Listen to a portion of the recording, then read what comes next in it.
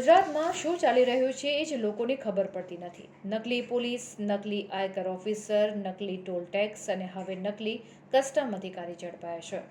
લોકો પૂછી રહ્યા છે કે શું થશે ગુજરાતનું. મળતી માહિતી મુજબ સુરતમાં નકલી કસ્ટમ અધિકારી ઝડપાયો છે. ક્રાઇમ બ્રાન્ચે વરાછા બોમ્બે માર્કેટ પાસેથી નકલી કસ્ટમ ઓફિસરને ઝડપી પાડ્યો હતો. આરોપી હિમાંશુ રાય પોતે કસ્ટમ અધિકારીનો સ્વાંગ રચી રૂપિયા પડાવતો હતો તેવી બાતમી પોલીસને મળતા પોલીસે આ નકલી અધિકારીને ઝડપી પાડ્યો હતો. આરોપી પાસેથી એક બંદૂક, વર્દી, આઈ કાર્ડ અને બનાવટી સર્ટી કબજે કરવામાં આવ્યા હતા. પોલીસે એક અર્ટિગા કાર પણ કબજે લીધી છે. કાર પર CSICનું બોર્ડ મારવામાં આવ્યું હતું. આરોપી હિમાંશુ રાય પોતે કસ્ટમ અધિકારીનો સ્વાંગ રચી રૂપિયા પડાવતો હતો. આવી છેતરપિંડી કેટલા લોકો સાથે કરી હશે અને કેટલા લોકો પાસેથી પૈસા પડાવ્યા હશે તે સવાલ હજી અકબંધ છે. પોલીસે આરોપીને ઝડપી પાડી વધુ તપાસ હાથ ધરી છે. રિપોર્ટર અમિત જોશી. સુરત શહેર ક્રાઇમ બ્રાન્ચને એવી બાતમી મળી હતી કે કસ્ટમ ઓફિસર તરીકે ઓળખ આપી અને કોઈ માણસ કસ્ટમની ગાડી લઈને ચીટિંગ કરે છે એવી બાતમીના આધારે આ ગાડીની વોચ ગોઠવી ગાડી પકડતા એના અંદરથી જે માણસ નીકળે એની પૂછપરછ કરતા એનું નામ હિમાંશુ રમેશભાઈ રાય, જે મૂળ બિહારનો રહેવાસી છે, અહીંયા ઓલપાડ તાલુકાના શાટલા ગામે રહે છે. એવી માહિતીના આધારે એને અહીંયા પકડતા ક્રાઇમ બ્રાન્ચની ઓફિસ લાવીને પૂછપરછ કરતા એને અલગ અલગ સરકારી નોકરીઓ આપવાના બહાને ટોટલ ₹12,75,000 ચીટિંગ કરી લોકો પાસેથી પૈસા પડાવી લીધેલા છે. અને એની ગાડી ચેક કરતા ગાડીમાંથી CSIC નામનું નંબર પ્લેટ, લાઇટર, કસ્ટમનું આઈ કાર્ડ તથા આર્મીનું જેકેટ વગેરે વસ્તુઓ મળી છે, જે મુદ્દામાલ કબજે કરી અને અઠવા પોલીસ સ્ટેશનમાં ગુનો દાખલ કરવા માટે આગળની તપાસ માટે સુપરત કરેલ છે.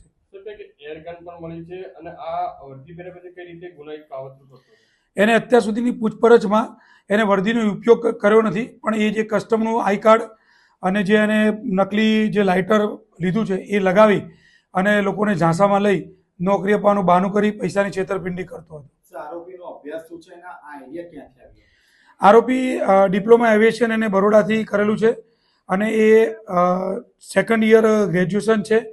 એને આઈડિયા એરપોર્ટ ઓથોરિટીમાં એક સરકારી કર્મચારીની ગાડી ચલાવતો હતો ડ્રાઈવર તરીકે. એક કંપની બંધ થઈ જતાં એની નોકરી છૂટી ગયેલી, એના પરથી એને આઈડિયા આવ્યો કે આવું કરીએ તો આપણને પૈસા મળી શકે છે. એ આધાર પર એને આ ચીટિંગ ચાલુ કરેલું છે. અત્યાર સુધી કેટલા લોકોને છેતરપિંડીનો ભોગ બન્યા છે? અત્યારે અમારી પૂછપરછમાં એ 6 લોકો સાથે છેતરપિંડી કરી છે, જેની કિંમત ટોટલ ₹12,75,000 થાય છે. એટલાનું એને ચીટિંગ કરેલ છે. કઈ રીતે લોકોને છેતરપિંડો થયા છે? આની વિરુદ્ધમાં આ પહેલો ગુનો છે. પ્રથમવાર પકડાયેલો છે અને એ અલગ અલગ વિભાગમાં નોકરી આપવાના બહાને પૈસાની છેતરપિંડી કરતો હોય. એ લોકોએ હજી અમારી ઇન્વેસ્ટિગેશન ચાલુ છે. જે એને માહિતી આપેલી છે એ પ્રમાણે 6 લોકો સાથે એને ચીટિંગ કર્યું છે.